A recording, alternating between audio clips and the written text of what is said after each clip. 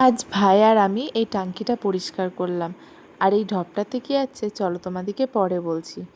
সকাল সকাল ঘুম থেকে উঠে এই যে ব্রাশ নিয়ে চলে এসেছি, মুখ ধুয়ে এখন বাবু দুধটাও চলে এসেছিলো, সেটা জাল দিয়ে নিচ্ছি। আর এই যে সার্ফ নিয়ে চলে এসেছি ছাদে, ভাই আমাকে ডাকছিল যে দিদি সার্ফটা নিয়ে আয়, সেই মতো নিয়ে চলে এসেছি। এখন ভাইকে দিয়ে দেবো। আজকে আমাদের টাঙ্কিটা ভাই পরিষ্কার করবে আর আমি ওর সাথে একটু হেল্প করে দেবো।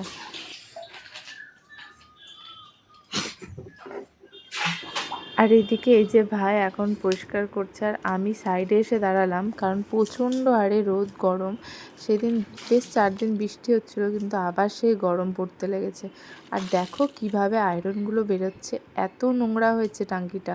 পরিষ্কার না করলে তো মুখেই নেওয়া যাবে না জল। তো যাই হোক, ভাই এদিকে পরিষ্কার করতে থাক আর আমি এদিকে দেখো হালকা বাতাস উঠেছে, সেটাই তোমাদেরকে দেখাচ্ছি। গ্রামে থাকে না লাল মাটির দেশ, লাল মাটি ঠিক ওরকম লাগছে। কি অবস্থা আয়রনে,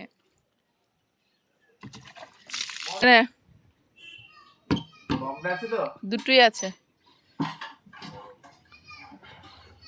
পরে এদিকে ভাই আমাকে মগ আর বালতি চাইলো, তারপর বললো দিদি তুই চেয়ারে দাঁড়া, আমি তোকে জল তুলে তুলে দেবো, তুই সেগুলো ফেলে দিবি। কারণ নিচে অনেক আয়রন জল, সেগুলো ভাই ঘষে ঘষে পরিষ্কার করছে।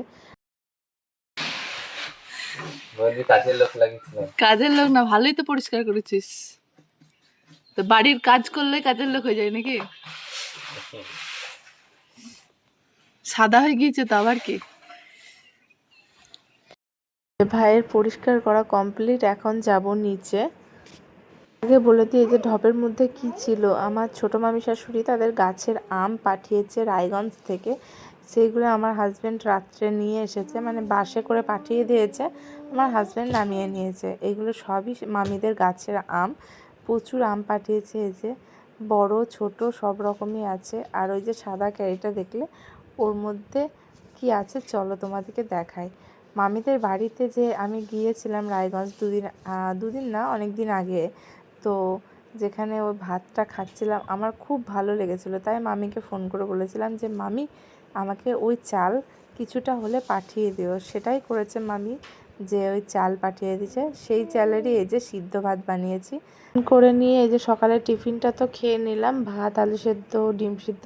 তারপরে এদিকে দেখছি বাবা মাংস রান্না করছে, মানে আজকে আমাদের রবিবার চিকেন হয়েছিল, তাই বাবা করেছে। আর এদিকে কষা মাংস এনে আমাকে ডাক দিচ্ছিল। আমি কষা মাংস খেতে ভীষণ ভালোবাসি। কে খাবে মাংস? পড়ে যাবি না, আস্তে আস্তে আয়, তাড়াতাড়ি আয়।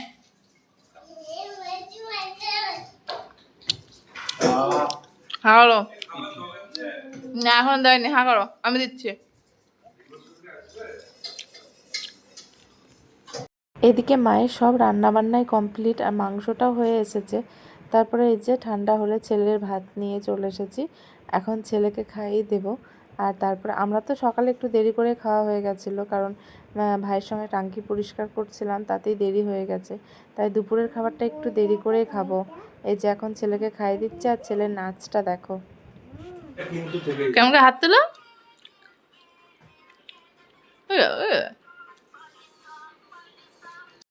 পরে এইদিকে আমরা দুপুরের খাবারটা আমরা সেরে নিলাম, ওইদিকে আমার হাজব্যান্ড বসে আছে আর আমি ওইদিকে খাচ্ছি।